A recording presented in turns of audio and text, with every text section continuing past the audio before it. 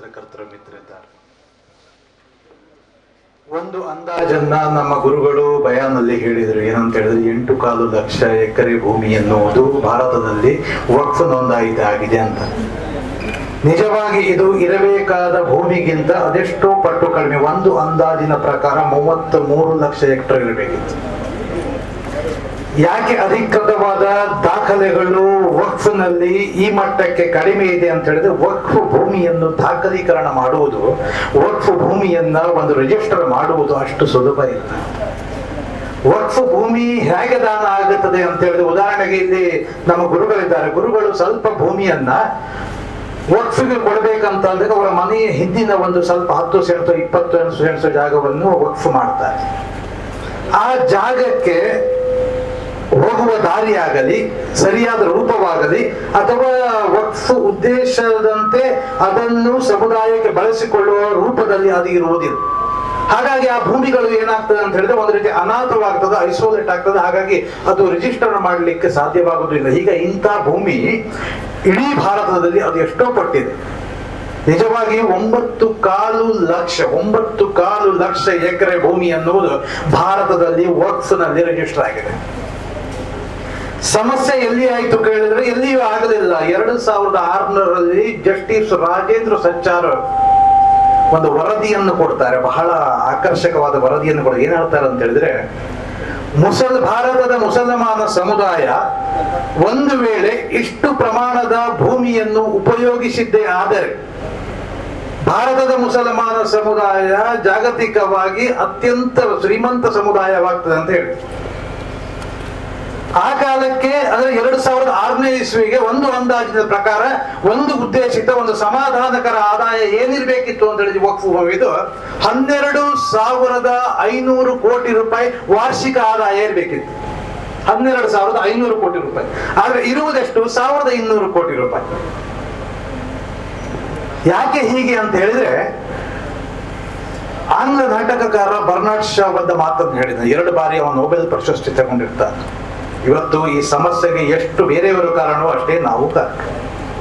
ಆಂಗ್ಲ ನಾಟಕಕಾರ ಹೇಳ್ತಾರೆ ಏನಂತ ಹೇಳಿದ್ರೆ, Muslims are the worst followers of the best religion ಅಂತ. ಒಂದು ಒಳ್ಳೆಯ ಧರ್ಮದ ಕೆಟ್ಟ ಅನುಯಾಯಿಗಳು ಅವರು. ಯಾಕೆಂತ ಹೇಳಿದ್ರೆ ವಕ್ಫ್ ವಿಷಯದಲ್ಲಿ ಅದು ಬರಬೇಕು. ಯಾಕಂದ್ರೆ ನೀವು ವಿನಿಯೋಗಿಸಿದ ಬಿಟ್ಟ ಜಾಗ ಇವತ್ತು ಸಮಸ್ಯೆ ಆಗಿದೆ.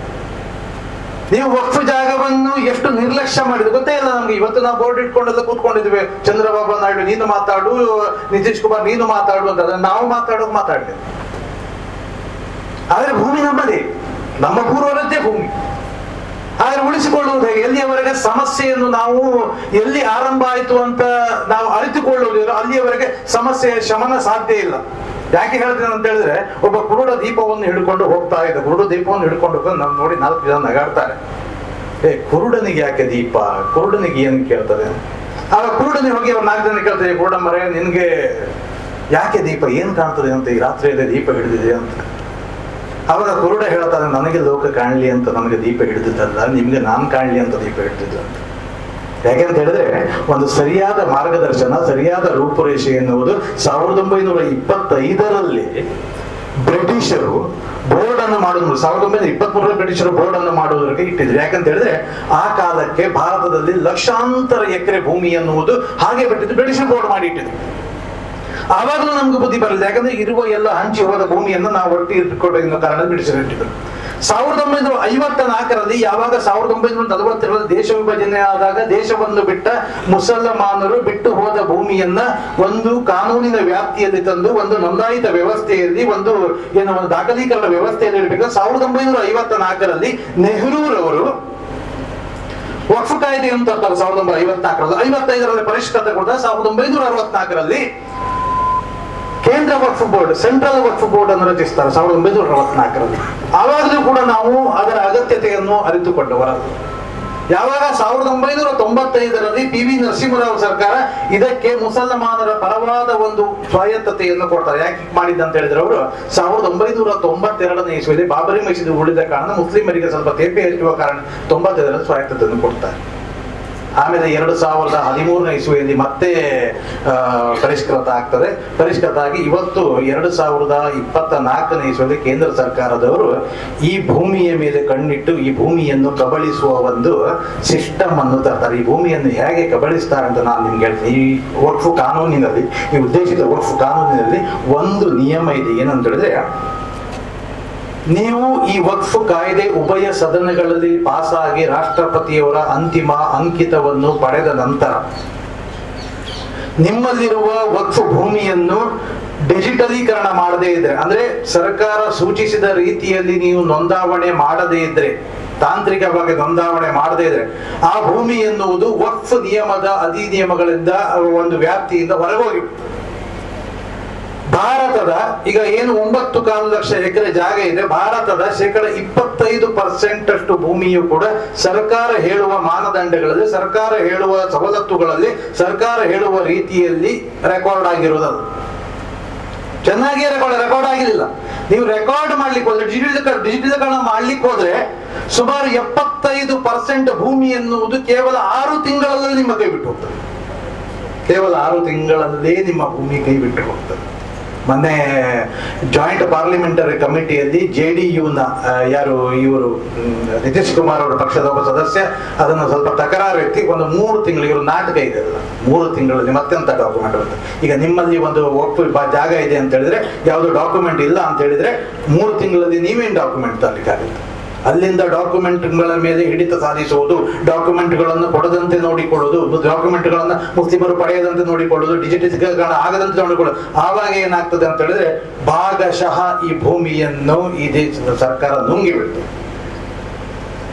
ನೆನಪಿಟ್ಟುಕೊಳ್ಳಿ, ಇದು ಜುಡಿಷಿಯಲ್ ರಿವ್ಯೂ ಸಿಸ್ಟಮ್ ಕೂಡ ಇರುವುದಿಲ್ಲ. ನಿಮಗೆ ಒಂದು ವೇಳೆ ಹಾಗೆ ಆದರೆ ಜುಡಿಷಿಯಲ್ ರಿವ್ಯೂ ಸಿಸ್ಟಮ್ ಅಂದ್ರೆ ನ್ಯಾಯಿಕವಾದ ವಿಮರ್ಶೆ, ನ್ಯಾಯಿಕವಾದ ಏನಿರ್ತವೆ ಒಂದು ಪ್ರಸ್ತುತಿಯ ನಿಮ್ಗೆ ಮಾಡ್ಲಿಕ್ಕೆ ಆಗುದಿಲ್ಲ. ನ್ಯಾಯಾಂಗದಲ್ಲಿಯೂ ಕೂಡ ನಿಮ್ಗೆ ಮಾಡ್ಲಿಕ್ಕೆ ಆಗುದಿಲ್ಲ. 75% ಆಗುವುದಿಲ್ಲ ಅಂತ ಒಂದು ಮಾಹಿತಿ. ಹಾಗೆ ಈ ಭೂಮಿ ಈಗ ಏನು ವಕ್ಫ್ ಬೋರ್ಡಿನ ಪರಮಾಧಿಕಾರದಲ್ಲಿದೆ, ಇದು ನೇರ ಹೋಗಿ DC ಅವರ ಕೈಗೆ ಹೋಗ್ತದೆ. ನೋಡಿ, ನಿಮ್ಗೆ ಗೊತ್ತಿದೆ ಒಬ್ಬ DC ಹೇಗೆ ಕೆಲಸ ಮಾಡ್ತಾನೆ. ಒಬ್ಬ DC ಸರ್ಕಾರದ ಅಣತಿಯಂತೆ ಕೆಲಸ ಮಾಡ್ತಾನೆ.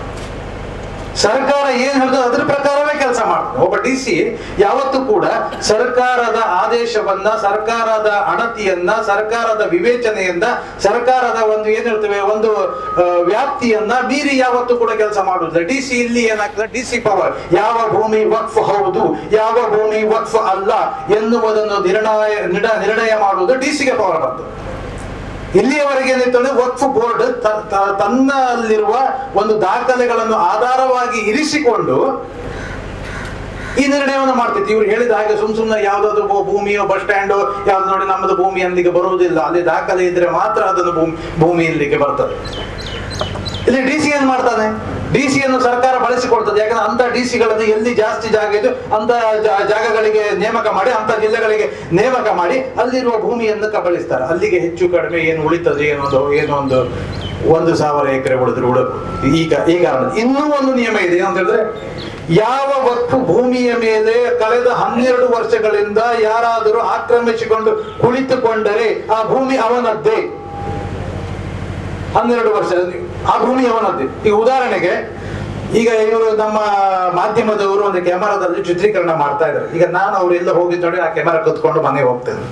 12 ವರ್ಷ ಅದು ಇಟ್ಕೊಂಡ ನಂತರ ನಾನು ಕಳ್ಳ ಆಗುವುದಿಲ್ಲ, ಒಳ್ಳೆ ವ್ಯಕ್ತಿ ಆಗ್ತೇನೆ ಈಗಿರುವ ಕಾನೂನು ಪ್ರಕಾರ. ನೋಡಿ ಎಷ್ಟು ಹಾಸ್ಯಾಸ್ಪದ, ಎಷ್ಟು ನಾಚಿಕೆಗೇಡಿನ, ಎಷ್ಟು ಒಂದು ಏನಂತ ಒಂದು ಹಗಲು ದೊರಡೆ ಅಂತೀವಿ ಇದನ್ನು. ಇಂತಹ ಕಾನೂನುಗಳನ್ನ ಮಾಡ್ತಾ ಇದ್ದಾರೆ. ಇಲ್ಲಿ ಒಂದು ಅಂದಾಜಿನ ಪ್ರಕಾರ ಇದಿಷ್ಟು ಬಹಳಷ್ಟು ನಿಯಮಗಳಿವೆ. ಅಲ್ಲಿ ಬೇರೆ ಇತರ ಸಮುದಾಯದವ್ರನ್ನು ಕೂಡ ಒಳಗೊಳಿಸಬೇಕು, ಇತರ ಸಮುದಾಯದ ಕೂಡ ನಿರ್ಣಯ ಇದರಂದ್ರೆ ಯಾವ್ದಾದ್ರು ಒಬ್ಬ ಕೋಮುವಾದಿ MP-ಯನ್ನು ತಂದು ಕೂರಿಸಿ ಇದನ್ನು ಸ್ವಲ್ಪ ಹೋಗ್ಬೇಕಂತ ಇದೆಲ್ಲ ಉದ್ದೇಶ.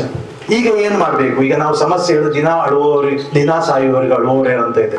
ನಮ್ಮಲ್ಲಿ ಪ್ರತಿಯೊಂದು ಬಂದಿದೆ, ಹಿಜಾಬು ಹಲಾಲು ದಿನ ಅಳ್ತಾ ಇದ್ದೇವೆ. ನಮ್ಮ ಬಗ್ಗೆ ನಾವು ದಿನ ಸಾಯ್ತಾ ಇರೋದು, ನಮ್ಮ ಬಗ್ಗೆ ಅಳುವವರು ಯಾರು ಇಲ್ಲ. ಯಾಕಂದ್ರೆ ಭಾರತದ ರಾಜಕಾರಣದ ಸ್ವರೂಪವೇ ಮುಸಲ್ಮಾನರ ವಿರುದ್ಧವಾಗಿ, ಒಂದು ಸಮುದಾಯದ ವಿರುದ್ಧವಾಗಿ ಷಡ್ಯಂತ್ರವಾಗಿ ಹೋಗ್ತದೆ. ಯಾವುದೇ ಸಮುದಾಯದ ವಿರುದ್ಧ ಹೀಗೆ ಬರೋದು, ಬರೀ ಮುಸಲ್ಮಾನರ ಅಂತಲ್ಲ. ಈಗ ಏನ್ ಮಾಡ್ಬೇಕು? ಈಗ ನಾವು ಶಮನದ ಬಗ್ಗೆ ಮಾಡ್ಬೇಕು. ಈಗ ಏನ್ ಮಾಡ್ಬೇಕು? ಮುಸಲ್ಮಾನರಾದ್ರು ಏನ್ ಮಾಡ್ಬೇಕು? ನಿತೀಶ್ ಕುಮಾರ್ ಅವರು, ಚಂದ್ರಬಾಬು ನಾಯ್ಡು ಅವರು, ಈ ಎರಡು ರಾಜಕಾರಣಿಗಳು ಭಾರತದ ರಾಜಕಾರಣಿಗಳಲ್ಲಿ ಮುಸ್ಲಿಂ ಸಮುದಾಯದ ಫಲಾನುಭವಿ ರಾಜಕಾರಣಿ. ತಮ್ಮ ಬದುಕಿಡೀ ಅವರು ರಾಜಕಾರಣವನ್ನು ಮಾಡಿದ್ದು ಮುಸ್ಲಿಂ ಸಮುದಾಯದ ಸಹಕಾರದೊಂದಿಗೆ. ಆ ಸಣ್ಣ ಪ್ರಜ್ಞೆಯನ್ನ ಅವರಿಗೆ ಮೂಡಿಸುವ ಕಾಲ ಈಗ ಬಂದಿದೆ. ನೀವು ಕರ್ನಾಟಕದ ಮುಸಲ್ಮಾನರು ಖಂಡಿತವಾಗಿ ಏನ್ ಮಾಡ್ಬೇಕಂದ್ರೆ ಸ್ವಲ್ಪ ಈ ತರ ಪ್ರೊಟೆಸ್ಟ್ಗಳನ್ನು ಮಾಡಬೇಕು. ಆದ್ರೆ ನಾವು ಕರ್ನಾಟಕದ ಮುಸ್ಲಿಮರು ಏನೇ ತಿಪ್ಪರಲ್ಲ ಹಾಕಿದ್ರು ಏನು ಮಾಡ್ಲಿಕ್ಕೆ ಆಗುವುದಿಲ್ಲ. ವಾಸ್ತವ ಏನೂ ಮಾಡ್ಲಿಕ್ಕೆ ಆಗುವುದಿಲ್ಲ. ಇರುವ ದಾರಿ ಯಾವುದು ಅಂತ ಕೇಳಿದ್ರೆ ನಿತೀಶ್ ಕುಮಾರ್ ಅವರು ಮತ್ತು ಚಂದ್ರಬಾಬು ನಾಯ್ಡು ಅವರು ಮಾಡಬೇಕು. ಈಗಾಗಲೇ ಪಾರ್ಲಿಮೆಂಟಿನ ಸದನದಲ್ಲಿ ಪ್ರಸ್ತಾಪವಾದ 6 ತಿಂಗಳ ಹಿಂದೆ ಪ್ರಸ್ತಾಪವಾದ ಬಿಲ್ ಅನ್ನ ಇವರು ವಿರೋಧ ಪಡಿಸಿದ ಕಾರಣಕ್ಕೆ ಜೆಪಿಸಿಗೆ ಹೋಗಿದೆ, ಜಾಯಿಂಟ್ ಪಾರ್ಲಿಮೆಂಟರಿ ಕಮಿಟಿಗೆ ಹೋಗಿದೆ. ಜಾಯಿಂಟ್ ಪಾರ್ಲಿಮೆಂಟರಿ ಕಮಿಟಿಗೆ ಹೋದ ನಂತರ ಅಲ್ಲಿ ಸ್ವಲ್ಪ ತಿಕ್ಕಾಟ ಆಗಿ ಸ್ವಲ್ಪ ಅವರು ಹೇಳ್ತಾರೆ ಪರಿಷ್ಕೃತೆಯನ್ನು ಮಾಡಿಕೊಂಡು ಬಂದಿದ್ದಾರೆ. ಈಗಲೂ ಕೂಡ ಅವರಿಬ್ಬರಿಗೆ ಅನುಮಾನ ಇದೆ, ಎಲ್ಲಿಯಾದರೂ ಈ ದೇಶದ ಮುಸಲ್ಮಾನರು ತೀವ್ರವಾಗಿ NRC ತರ ಪ್ರತಿಭಟನೆ ಮಾಡಿದ್ರೆ ಆವಾಗ ನಾವು ನಮ್ಮ ನಿಲುವು, ಸರ್ಕಾರಕ್ಕೆ ಬೆಂಬಲ ನೀಡುವ ನಮ್ಮ ನಿಲುವುಗಳನ್ನು ಬದಲಿಸಿಕೊಳ್ಳಬೇಕೆನ್ನುವ ಆತಂಕ ಮತ್ತು ಭಾವನೆ ಅವರಲ್ಲಿ ಇದೆ. ಈಗ ಅದೊಂದೇ ದಾರಿ ಉಳಿದಿರೋದು. ಎಲ್ಲರೂ ಕೂಡ ಈ ನಿಟ್ಟಿನಲ್ಲಿ ಶಾಂತಿಯುತವಾಗಿ ಆಲೋಚಿಸಬೇಕು. ಇಲ್ಲಿಯವರೆಗೆ ಭಾರತದ ಮುಸ್ಲಿಂ ಸಮುದಾಯ 1984ರ ಶಹಬಾನು ಪ್ರಕರಣದ ನಂತರ ತಲೆಯಿಂದ ಆಲೋಚಿಸಿಕ್ಕಿಂತ ಹೆಚ್ಚಾಗಿ ತೋಳಿನಿಂದ ಆಲೋಚಿಸಿದ್ದೇ ಹೆಚ್ಚು. ಹಾಗಾಗಿ ನಾವು ಹೀಗೆ, ಯಾಕಂದ್ರೆ ಈ ಜಗತ್ತಿನಲ್ಲಿ 2 ಕೋಟಿ ಇರುವ ಸಮುದಾಯವು ಕೂಡ ಶೋಷಣೆಗೆ ಒಳಗಾಗಿಲ್ಲ. ಆದ್ರೆ ಭಾರತದಲ್ಲಿ 25 ಕೋಟಿ ಇದ್ರೂ ಕೂಡ ಶೋಷಣೆಗೆ ಒಳಗಾದ ಈ ಜಗತ್ತಿನ ಮೊಟ್ಟ ಮೊದಲ ಪುಣ್ಯವಂತ ಸಮುದಾಯ ನಮ್ದು. ಯಾಕಂದ್ರೆ 25 ಕೋಟಿ ಎಲ್ಲ ಶೋಷಣೆಗೆ ಒಳಗಾಗುವುದಿಲ್ಲ. ಯಾಕೆ ಶೋಷಣೆಗೆ ಒಳಗಾಗ್ತದೆ ಅಂತ ಹೇಳಿದ್ರೆ, ನಾನು ಹೇಳಿದ್ನಲ್ಲ ಆರಂಭದಲ್ಲಿ, Bernard Shah Muslims are the worst followers of the best religion ಅಂತ. ಹಾಗಾಗಿ ಶೋಷಣೆಗೆ ಒಳಗಾಗಿದೆ. ನೀವು ಒಂದು ರಚನಾತ್ಮಕವಾದ ಭೂಮಿಕೆಯ ಮೇಲೆಗೆ ಪ್ರತಿಭಟನೆ ಮಾಡಿದೆ, ನೀವು ನಿಮ್ಮಲ್ಲಿರುವ ಪಂಗಡವಾದಗಳನ್ನು ಮೀರಿ ನಿಂತರೆ, ಪಂಗಡವಾದ ಮೀರಿ ನಿಲ್ಲದಿದ್ದರೆ ನಿಮ್ಮ ಭೂಮಿ ಇವತ್ತು ನಿಮ್ಮ ಭೂಮಿ ಹೋಗ್ತದೆ, ನಾಳೆ ನಿಮ್ಮ ಮನೆ ಹೋಗ್ತದೆ. ಯಾಕಂದ್ರೆ ಇವತ್ತು ಭೂಮಿ ಹೋಗಿದ್ರಿಂದ ಇಲ್ಲೆಲ್ಲ ಕಾರ್ಯಕ್ರಮ ಮಾಡಿ ನೋಡಿ, ಹಿಜಾಬ್ ಆಯ್ತು, ಹಲಾಲ್ ಆಯ್ತು, ಬೇರೆ ಬೇರೆ ಆಯ್ತು, ಯಾರು ಕೂಡ ಮಸೀದಿಯ ಭಾಗದಲ್ಲಿ ನಿಂತ್ಕೊಂಡು ಬ್ಯಾನರ್ ಹಿಡಿದಿಲ್ಲ. ಯಾಕೆ ಗೊತ್ತುಂಟು ಅದರಿಂದ ಏನು ಆಗೋದಿಲ್ಲ ಅಂತ. ಯಾಕಂದ್ರೆ ನೀವೆಲ್ಲ ಇಲ್ಲಿ ಇರೋದ್ರಿಂದ ನಿಮ್ಗೆ ಅಷ್ಟೇ ಎಫೆಕ್ಟ್ ಗೊತ್ತಾಗೋದಿಲ್ಲ. ಬೇರೆ ಬೇರೆ ಕಡೆ ಹಳ್ಳಿಯಲ್ಲಿ ಹೋಗಿ ನೋಡ್ಬೇಕು ನೀವು. ಹೆಚ್ಚು ಕಡಿಮೆ ಎಲ್ಲ ಮಸೀದಿಯಲ್ಲೂ ಈ ತರ ಸಮಸ್ಯೆಗಳಿವೆ. ಸಮಸ್ಯೆಗಳು ಯಾವುದೇ ಸಮುದಾಯ ಅಲ್ಲ, ಈ ದೇಶದ ಹಿಂದೂ ಸಮುದಾಯ ಜಗತ್ತಿನ ಅತ್ಯಂತ ಉತ್ತಮ ಸಮುದಾಯಗಳಲ್ಲಿ ಒಂದು. ನೆನ್ಪಿಟ್ಕೊಳ್ಬೇಕು ನಾವು. ಸಮಸ್ಯೆ ಹಿಂದೂಗಳಂತ. ಸಮಸ್ಯೆ ಇರುವುದು ಸರ್ಕಾರದ್ದು, ರಾಜಕಾರಣ ಸರ್ಕಾರ ನಾಳೆ ಎಲ್ಲರೂ ಹೆಂಡ ಕುಡಿಯುವುದರಿಂದ ನಮ್ಮ ಸರ್ಕಾರಕ್ಕೆ ಲಾಭ ಇದೆ ಅಂತ ತಿಳ್ಕೊಂಡ್ರೆ ಪಂಚಾಯತಿಯಿಂದ ಹೆಂಡ ಸಪ್ಲೈ ಮಾಡಿ ಬಾವಿ ತುಂಬಿಸ್ತದೆ. ಯಾಕಂದ್ರೆ ಸರ್ಕಾರಕ್ಕೆ ಮುಸಲ್ಮಾನರ ವಿರುದ್ಧ ಮಾತಾಡುವುದರಿಂದ, ಸರ್ಕಾರಕ್ಕೆ ಮುಸಲ್ಮಾನರ ವಿರುದ್ಧ ಏನಾದ್ರೂ ಪ್ರಪಗಂಡ ಮಾಡುವುದರಿಂದ, ಸರ್ಕಾರ ಮುಸಲ್ಮಾನರು ಏನಾದ್ರೂ ಹೇಳುವುದರಿಂದ ಲಾಭ ಇದೆ ಅನ್ನೋ ಕಾರಣಕ್ಕೋಸ್ಕರ ಮಾಡ್ತಾ ಇದೆ. ಇವತ್ತು ಇದಾದ್ರೂ ಕೂಡಲೇ ಬರ್ತದೆ ಕಾಮನ್ ಸಿವಿಲ್ ಕೋಡ್, ಸಮಾನ ನಾಗರಿಕ ಸಂಹಿತೆ. ಇದಾದ್ರೂ ಕೂಡ ನೆಕ್ಸ್ಟ್ ಅದೇ ಬರ್ತಾ ಇರೋದು. ಅದಾದ ನಂತರ ಮತ್ತೊಂದು ಬರ್ತದೆ, ಮಗದೊಂದು ಬರ್ತದೆ. ಕಳೆದ 2 ತಿಂಗಳ ಹಿಂದೆ ಅಮೆರಿಕದ ಒಂದು ಸಂಸ್ಥೆ ಒಂದು ರಿಪೋರ್ಟ್ ಕೊಡ್ತೇನೆ, ಏನಾದ್ರು ಭಾರತ ಮುಂದಿನ 30-40 ವರ್ಷಗಳಲ್ಲಿ ಭಾರತದ ಮುಸ್ಲಿಮರು ಜನಸೈಡ್ ಆಗ್ತಾರೆ, ನರಮೇಧಕ್ಕೆ ಒಳಗಾಗ್ತಾರೆ ಅಂತ. ನಾನು ಬಹಳ ಆ ಸಂಸ್ಥೆಯ ರಿಪೋರ್ಟ್ ಅನ್ನ ಸ್ವಲ್ಪ ಚೆಕ್ ಮಾಡಿ ನೋಡಿದಾಗ ಆ ಸಂಸ್ಥೆ ಈ ಹಿಂದೆಯೂ ಕೂಡ ಬಹಳಷ್ಟು ಏನ್ ಹೇಳ್ತೇವೆ ಒಂದು ಫ್ಯೂಚರ್ ಅನ್ನು ಗುರುತಿಸಿದ ಸಂಸ್ಥೆ. ನಾನು ಆರಂಭದಲ್ಲಿ ಅದನ್ನು ಬಹಳ ನಗಣ್ಯ ಮಾಡಿದ್ದು, ಆಮೇಲೆ ನೋಡಿದ್ರೆ ಸ್ವಲ್ಪ ಅವರು ಹೇಳಿದ ರೀತಿ, ಅವರು ಎಕ್ಸ್ಪ್ರೆಷನ್ ಮಾಡಿದ ರೀತಿಯನ್ನು ನೋಡಿದ್ರೆ ನನಗೆ ಬಹಳ ಆಶ್ಚರ್ಯ ಆಯ್ತು, ಅವ್ರು ಹೇಗೆ ಇದನ್ನೆಲ್ಲ ಆಲೋಚಿಸ್ತಾರೆ ಅಂತ. ಯಾಕೆ ಅಂತ ಹೇಳಿದ್ರೆ, ನೀವು ಯಾವತ್ತೂ ಕೂಡ ಒಂದು ಸಮಸ್ಯೆ ಬಂದಾಗ ಯಾವ ರೀತಿಯಲ್ಲಿ ಶಮನ ಮಾಡಬೇಕು, ಯಾವ ರೀತಿಯಲ್ಲಿ ಶಮನಕ್ಕೆ ಪೂರಕವಾದ ಕ್ರಮಗಳನ್ನು ತೆಗೆದುಕೊಳ್ಬೇಕು, ನನ್ನ ರೋಲ್ ಏನು ಈ ದೇಶದಲ್ಲಿ ನೋಡಿ ಹೀಗಾಗಲಿಕ್ಕೆ ನೇರವಾದ ಕಾರಣ ಏನು ಅಂತ ಹೇಳಿದ್ರೆ, ಭಾರತದ ಹಿಂದೂ ಮತ್ತು ಮುಸಲ್ಮಾನರನ್ನು ದೂರ ಮಾಡಿದಾಗ ರಾಜಕಾರಣ ತಮ್ಮ ಪರವಾಗಿರ್ತದೆ ಎನ್ನುವ ಮುಖ್ಯವಾದ ಕಾರಣವೇ ಇವತ್ತು ಈ ಸಮಸ್ಯೆಗೆ ಕಾರಣ. ನಾವು ಸಮುದಾಯಗಳು ಹತ್ತಿರ ಹೋಗಿವೆ. ಹಿಂದೂಗಳಾಗಲಿ, ಹಿಂದೂಗಳು ಮುಸಲ್ಮಾನರ ಹತ್ರ ಹಿಂದೂಗಳ ಹೋದಾಗ ಮಾತ್ರ ಈ ಸಮಸ್ಯೆ ಶಮನ, ಅಲ್ಲಿಯವರೆಗೆ ಈ ಶಮನ ಸಾಧ್ಯವಿಲ್ಲ. ಹಾಗಾಗಿ ನಿಮಗೆ ಪ್ರತಿಯೊಬ್ಬರಿಗೂ ಕೂಡ ಭವಿಷ್ಯದ ಭಾರತದಲ್ಲಿ ಒಂದು ಒಳ್ಳೆಯ ರೋಲ್ಗಳಿವೆ. ನೀವು ಈ ಸಮುದಾಯ ಕ್ರೂರ ಸಮುದಾಯ, ಈ ಸಮುದಾಯ ಕೆಟ್ಟ ಸಮುದಾಯ, ಈ ಸಮುದಾಯ ಬೇರೆ ಧರ್ಮದ ವಿರೋಧಿ ಸಮುದಾಯ, ಏನು ಇವರು ನರೇಷನ್ ಮಾಡಿದ್ದಾರೆ ಅದನ್ನು ತೊಡೆದು ಹಾಕುವ ದೊಡ್ಡ ಜವಾಬ್ದಾರಿ ಎನ್ನುವುದು ನಿಮ್ಮ ಮೇಲಿದೆ. ಯಾಕಂತ ಹೇಳಿದರೆ ಅಂದ್ರೆ ನಮ್ಮಲ್ಲಿ ನಾಯಕತ್ವ ಇಲ್ಲ. ನೀವನ್ನ ಮಾತು ಕೇಳಿರಬಹುದು, ಈ ಕತ್ತೆಯ ನಾಯಕತ್ವದಲ್ಲಿರುವ ಸಿಂಹದ ಸೇನಕ್ಕಿಂತ ಸಿಂಹದ ನಾಯಕತ್ವದಲ್ಲಿರುವ ಕತ್ತೆಯ ಸೇನೆ ಜಯಶಾಲಿ ಆಗ್ತದೆ ಅಂತ. ಯಾವತ್ತು ಭಾರತದ ನೆಲದಲ್ಲಿ ಮೌಲಾನಾ ಅಬುಲ್ ಕಲಾಂ ಆಜಾದ್ ಇಹಲೋಕ ತ್ಯಜಿಸಿದ್ರು, ಅಲ್ಲಿಂದ ಇಲ್ಲಿಯವರೆಗೆ ನಮ್ಮ ದೇಶದಲ್ಲಿ ನಮ್ಮ ಮುಸಲ್ಮಾನರಿಗೆ ನಾಯಕತ್ವವೇ. ಹಾಗಾಗಿ ಇವತ್ತಿವ ಸಮಸ್ಯೆ. ಕಳೆದ ಬಾರಿ ವಕ್ಫ್ ಸಮಸ್ಯೆ ಆದಾಗ ನಾನೇ ಉಡುಪಿಯಲ್ಲಿ ಪತ್ರಿಕಾಗೋಷ್ಠಿಯನ್ನು ಕರೆದು ರಾಜ್ಯದ ಎಲ್ಲ ಪತ್ರಕರ್ತರನ್ನು ಕೂರಿಸಿಕೊಂಡು ಹೇಳಿದೆ, ಕಳೆದ ಸರ್ಕಾರಗಳು ಕೂಡ ವಕ್ಫ್ಗೆ ನೋಟಿಸ್ ಕೊಟ್ಟಿದ್ದೆ. ಹೀಗೆ ನೋಟಿಸ್ ಕೊಟ್ಟರು ಕೂಡ ನೀವು ಯಾಕೆ ಕಡಕೋಳದಲ್ಲಿ ಅವರನ್ನು ಮುಸಲ್ಮಾನರನ್ನು ಮನೆ ಬಿಟ್ಟು 120 ಮುಸಲ್ಮಾನರು ಯಾಕೆ ಓಡಿಸಿದ್ರಿ? ಆವಾಗ ಪತ್ರಕರ್ತರೊಬ್ರು ಕೇಳಿದ್ರು, ನನಗೆ ಎಷ್ಟು ಪಟ್ಟು ಕೊಟ್ಟಿದ್ರು? ನನ್ಗೆ ಗೊತ್ತಿಲ್ಲದೆ ಎಷ್ಟು ಪಟ್ಟು ಕೊಟ್ಟಿದ್ರು. ನಾನು ಅಂದಾಜಿಗೆ ಒಂದು 15 ಪಟ್ಟು ಕೊಟ್ಟದ್ದು, ಒಂದು ಸುಳ್ಳು ಹೇಳಿಬಿಟ್ಟೆ. ಆಮೇಲೆ ಮಾರದಿನ ಪೇಪರ್ ಅಲ್ಲಿ ಬಂತು 17 ಪಟ್ಟು ಕೊಟ್ಟಿದ್ದಾರೆ ಅಂತ. ನಾನು ಜಾಸ್ತಿ ಆಯ್ತು ಅಂತ ಅನಿಸ್ಕೊಂಡಿದ್ದೆ. ಆದ್ರೆ ಇದು ಮಾಡ್ಬೇಕಿದ್ದೆ ಯಾರು? ಸಾರ್ವಜನಿಕ ಅರಿಯಿಸ್ಬೇಕಾದ್ರೆ ನಮ್ಮನ್ನು ಆಳುವ ಪ್ರತಿನಿಧಿಗಳು ನೋಡಿ, ಕಳೆದ ಸರ್ಕಾರದಲ್ಲಿಯೂ ಕೂಡ ಬಿಜೆಪಿ ಸರ್ಕಾರ ಇರುವಾಗಲೂ ಕೂಡ ಅವರು ಕೂಡ ವಕ್ಫ್ ನೋಟಿಸ್ ಅನ್ನು ಕೊಟ್ಟಿದ್ದಾರೆ. ಸುಮ್ಮನೆ ನೋಟಿಸ್ ಕೊಟ್ಟಿಲ್ಲ ಅಂತ ಹೇಳ್ಕೊಂಡು ಕಡಕೋಳದಲ್ಲಿ 120 ಮುಸಲ್ಮಾನ ಕುಟುಂಬಗಳನ್ನು ನಾವು ಹೋಗಿದ್ದೇವೆ ನೋಡಿ. ಇವತ್ತಿಗೂ ಕೂಡ ಕೆಲವು ಓಡಿ ಹೋದವರು ಇವತ್ತಿಗೂ ಕೂಡ ಬಂದಿಲ್ಲ ಅವರ ಮನೆಗೆ. ಸುಮ್ಮನೆ ಎಲ್ಲ ಚೆನ್ನಾಗಿದ್ರು, ಅಣ್ಣ ತಮ್ಮ ಚೆನ್ನಾಗಿದ್ರು. ಅಲ್ಲಿ ನಾನು ಹೋಗುವಾಗ ನೋಡಿದ್ದೇನೆ, ಅಲ್ಲಿ ಹಿಂದೂ ಮುಸಲ್ಮಾನರು ಹೇಗಿದ್ರು ಅಂತ ಹೇಳಿದ್ರೆ ಅಕ್ಕ ಬಾವ ಅಂತ ಕರಿತಿದ್ರು ಅವರು. ಅಂತ ಸಂಬಂಧಗಳನ್ನು ಕೂಡ ಒಡೆದು ಈ ರೀತಿಯ ಲಾಭವನ್ನು ತೆಗೆದುಕೊಳ್ಳುವುದು, ಈ ರೀತಿಯ ಸಮಸ್ಯೆಯನ್ನು ಮಾಡುವುದು, ಇಂತಹ ವಕ್ಫ್ನಂತ ಕಾಯ್ದೆಗಳನ್ನು ತಿದ್ದುಪಡಿ ಮಾಡುವುದೆಲ್ಲ ಮಾಡ್ತಾ ಇದ್ರು. ಆದ್ರೆ ಯಾವತ್ತೂ ಕೂಡ ನೀವು ನಿರಾಶರಾಗಬಾರದು. ನಿರಾಶರಾದವನು ಮೋಮಿನಲ್ಲ. ಯಾವತ್ತೂ ಕೂಡ ನಾವು ನಿರಾಶರಾಗಬಾರದು. ಎಲ್ಲಕ್ಕೂ ದಾರಿ ಇದೆ. ಆದ ದಾರಿಯನ್ನು ಕಂಡುಕೊಳ್ಳುವಲ್ಲಿ ನಾವು ಸೋತಿದ್ದೇವೆ. ಈಗ ನಿಮ್ಮ ಭೂಮಿಕೆ ಎನ್ನುವುದು ಬಹಳ ಮುಖ್ಯ. ಅದ್ಭುತವಾಗಿ ನನಗೆ ಈ ಪೋಸ್ಟರ್ ನೋಡಿದ್ರೆ ಬಹಳ ಖುಷಿ ಆಯಿತು. ಎಷ್ಟು ಡೀಪ್ ಆಗಿ ಆಲೋಚನೆ ಮಾಡಿ ಪೋಸ್ಟರ್ ರೆಡಿ ಮಾಡಿದ್ದಾರೆ. ನಮ್ಮಲ್ಲಿ ನಾಯಕತ್ವವನ್ನು ರೂಪಿಸಿಕೊಂಡು ಇಂತಹ ಚಿಂತನೆಗಳು ಸಮುದಾಯವಾಗಿ ಬಂದಾಗ ಈ ಸಮಸ್ಯೆ ಬೇಗ ತೀರ್ಮಾನ ಆಗ್ತದೆ. ಅವರೇನು ದೊಡ್ಡ ಬುದ್ಧಿವಂತರಲ್ಲ, ನಾವು ಬೆದ್ರೊಳಿಟ್ಟು. ಅವ್ರೇನು ದೊಡ್ಡ ಬುದ್ಧಿವಂತರು ಅಂತ ಯಾರು ಅಲ್ಲ ಅವರಲ್ಲ. ನಾವು ಯಾಕಂದ್ರೆ ಒಂದು ಸಮುದಾಯವಾಗಿ ಸರಿಯಾಗಿ ಒಂದು ರಚನಾತ್ಮಕವಾದ ಭೂಮಿಗೆ ನಿಭಾಯಿಸುವಲ್ಲಿ ಸ್ವಲ್ಪ ಎಡವಿದ್ದೇವೆ. ನಾವು ಪ್ರತಿಭಟನೆ ಅಂದಾಗ ಬರೀ ಇನ್ನೊಬ್ಬರಿಗೆ ಕೈ ತೋರ್ತಾನೆ ಇರಬಾರ್ದು. ಯಾಕಂದ್ರೆ ನಮ್ಮೊಳಗೆ ನಾವು ಆತ್ಮ ಸಂಶೋಧನೆ ಮಾಡಿಕೊಳ್ಳದವರೆಗೆ ನಾವು ಇಂಪ್ರೂವ್ ಆಗುವುದಿಲ್ಲ. ಪವಿತ್ರ ಕುರಾನ್ ಕೂಡ ಹಾಗೆ ಹೇಳ್ತಾರೆ, ನಿನ್ನೊಳಗೆ ನಿನ್ನ ಆತ್ಮ ಸಂಶೋಧನೆ ಮಾಡಿಕೊಡ ನಿನಗೆ ಹಿದಾಯ ಸಿಗುವುದಿಲ್ಲ, ಯಾವುದೇ ಸಮುದಾಯಕ್ಕೆ ಸಿಗುವುದಿಲ್ಲ ಅಂತ ಹೇಳಿ ನಮ್ಮೊಳಗೂ ಕೂಡ ನಾವು ಆಲೋಚನೆ ಮಾಡಿ. ಈ ಸಮಸ್ಯೆ ಖಂಡಿತ ಬರ್ಬೋದು. ಈಗ ಆಂಧ್ರದ ಮುಸಲ್ಮಾನರು, ಬಿಹಾರದ ಮುಸಲ್ಮಾನರು ಮನಸ್ಸು ಮಾಡಿದ್ರೆ ನನ್ನ ಪ್ರಕಾರ ಒಂದು 24 ಗಂಟೆಯಲ್ಲಿ ಈ ಸಮಸ್ಯೆ ತೀರ್ಮಾನ ಆಗುತ್ತದೆ. ಅಷ್ಟು ಸುಲಭ ಇಲ್ಲ ಅವರಿಗೆ. ಈಗ ಪಾರ್ಲಿಮೆಂಟಿನ ಸೆಷನ್ ಮಾರ್ಚ್ 10ನೇ ತಾರೀಕು ಇದನ್ನು ಇಡ್ತಾರೆ. ಮಾರ್ಚ್ 10ನೇ ತಾರೀಕು ಇಟ್ಟ ನಂತರ ಪಾರ್ಲಿಮೆಂಟ್ ನಲ್ಲಿ ಮತಕ್ಕೆ ಹಾಕ್ತಾರೆ. ಮತಕ್ಕೆ ಹಾಕುವುದಷ್ಟು ಸುಲಭ ಇಲ್ಲ. ಒಂದು ವೇಳೆ ಮತಗಳು ಕಡಿಮೆ ಬಂದರೆ ಸರ್ಕಾರವೇ ಬಿದ್ದು ಹೋಗ್ತದೆ.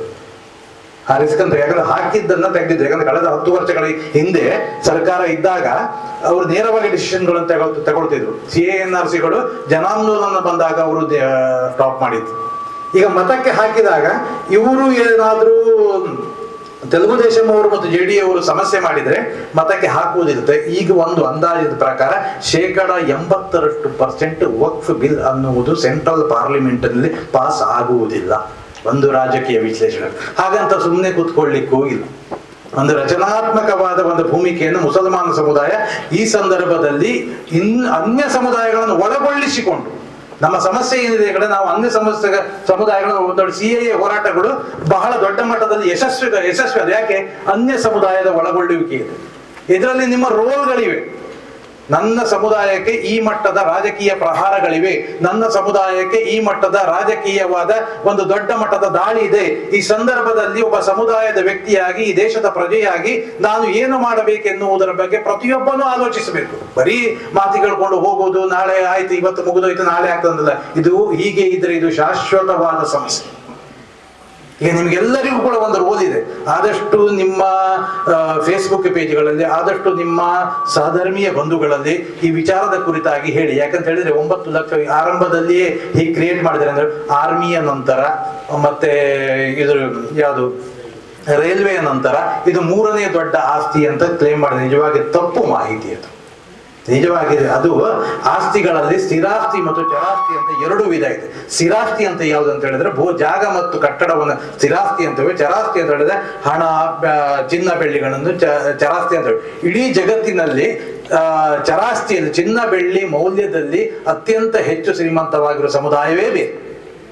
ಬರೀ ಜಾಗದಲ್ಲಿ ಮಾತ್ರ, ವಿಸ್ತೀರ್ಣದಲ್ಲಿ ನಾವು ಜಾಸ್ತಿ ಇದ್ರೆ ನಿಜವಾಗಿ ಅದು ತಪ್ಪು ಮಾಹಿತಿ. ಆರಂಭದಲ್ಲಿ ಇವರು ನರೇಟಿವ್ಸ್ ಮಾಡುವಾಗಲೇ ಹೀಗೆ ಮಾಡಿದ್ದಾರೆ. ಯಾಕಂದ್ರೆ ಬೇರೆಯವರಿಗೆ ಇದನ್ನು ಕಣ್ಣು ಕುಕ್ಕಬೇಕು, ಇಷ್ಟು ಆಸ್ತಿ ಇವರ ಕೈಯಲ್ಲಿ ಯಾಕಿದೆ ಎನ್ನುವುದನ್ನ ಬೇರೆ ಇತರ ಸಮುದಾಯಗಳ ನಡುವೆ ಇವರ ಒಂದು ಒಡಕು ಹುಟ್ಟಿಸಬೇಕು ಎನ್ನುವ ಕಾರಣಕ್ಕೋಸ್ಕರ ಇದನ್ನು ಹೇಳಿರೋದು. ಇವತ್ತು ಎಷ್ಟೋ ಇತರ ಸಮುದಾಯಗಳ ಧಾರ್ಮಿಕ ಕೇಂದ್ರಗಳಲ್ಲಿ ಅದೆಷ್ಟೋ ಚಿನ್ನದ ಪ್ರಮಾಣದ ಇರ್ಲಿ, ಪಾಪ ನಮ್ಗೇನು ಬೇಸರ ಇಲ್ಲ, ಬಹಳ ಸಂತೋಷದ ವಿಚಾರ. ನಮ್ಮ ಸಹ ಸಮುದಾಯ, ನಮ್ಮ ದೇಶದ ಸಮುದಾಯ ಒಂದು ಚಿನ್ನದ ರೂಪದಲ್ಲಿ, ಬೆಳ್ಳಿಯ ರೂಪದಲ್ಲಿ, ಜಾಗದ ರೂಪದಲ್ಲಿ ಇದ್ದಾಗ ನಮ್ಗೆ ಬಹಳ ಸಂತೋಷದ ವಿಚಾರ. ಆದರೆ ನಮ್ಮಲ್ಲಿರುವ ಮುಸಲ್ಮಾನ ಸಮುದಾಯದ ಒಂದು ದೊಡ್ಡ ಆಧಾರ ಸ್ತಂಭ, ಭವಿಷ್ಯದ ದಿನಗಳಲ್ಲಿ ಈ ಸಮುದಾಯಕ್ಕೆ ದೊಡ್ಡ ಮಟ್ಟದ ಆಧಾರವಾಗುವ ನಮ್ಮ ಆಸ್ತಿಗಳನ್ನು ಲಪ್ಟಾಯಿಸುವ ಈ ನೀತಿಗಳನ್ನು ಸರ್ಕಾರ ಕೇಳಬೇಕು. ಈಗ 1995 ವಕ್ಫ್ ಆಕ್ಟ್ ಏನ್ ತಂದಿದ್ದಾರೆ PV ನರಸಿಂಹರಾವ್ ಸರ್ಕಾರದವರು, ಅದರಲ್ಲಿ 44 ತಿದ್ದುಪಡಿಗಳನ್ನು ತಂದಿದ್ದಾರೆ. ಅದರಲ್ಲಿ 44 ತಿದ್ದುಪಡಿಗಳಲ್ಲಿ ಈ 5 ಏನು ಜುಡಿಷಿಯಲ್ ರಿವ್ಯೂ ಸಿಸ್ಟಮ್ ಇಲ್ಲದೆ ಇರುವುದು, DC-ಗೆ ಅಧಿಕಾರ ಕೊಟ್ಟಿರುವುದು, 12 ವರ್ಷ ಒಬ್ಬ ವ್ಯಕ್ತಿ ವಾಸಿಸಿದರೆ ಅವನ ಭೂಮಿಯನ್ನು ಅವನಿಗೆ ಆಗುವುದು, ಮತ್ತೆ ಇನ್ನು ಒಬ್ಬ ಏನಾಗ್ತವೆ ವಕ್ಫ್ ಕೌನ್ಸಿಲ್ ಅಲ್ಲಿ, ವಕ್ಫ್ ಬೋರ್ಡ್ಗಳಲ್ಲಿ ಇತರ ಸಮುದಾಯದವರು ಇರುವುದರ ಬಗ್ಗೆ ಮುಸಲ್ಮಾನ ಸಮುದಾಯದ ವಿರೋಧ ಇಲ್ಲ. ಯಾಕಂದ್ರೆ ಎಷ್ಟೋ ಸಾವಿರ ವರ್ಷಗಳಲ್ಲಿ ಇತರ ಸಮುದಾಯಗಳೊಂದಿಗೆ ನಾವು ಬದುಕಿದವರಿಗೆ ಒಂದು ಬೋರ್ಡ್ ನಲ್ಲಿ ಇತರ ಸಮುದಾಯದ ಬಂದ್ರೆ ಸಮಸ್ಯೆ ಏನಾಗುವುದಿಲ್ಲ. ಆದ್ರೆ ಇವ್ರು ಯಾರನ್ನ ತಂದು ಹಾಕ್ತಾರೆ, ಇವರ ಉದ್ದೇಶ ಏನು ಎನ್ನುವುದು ಸಮಸ್ಯೆ.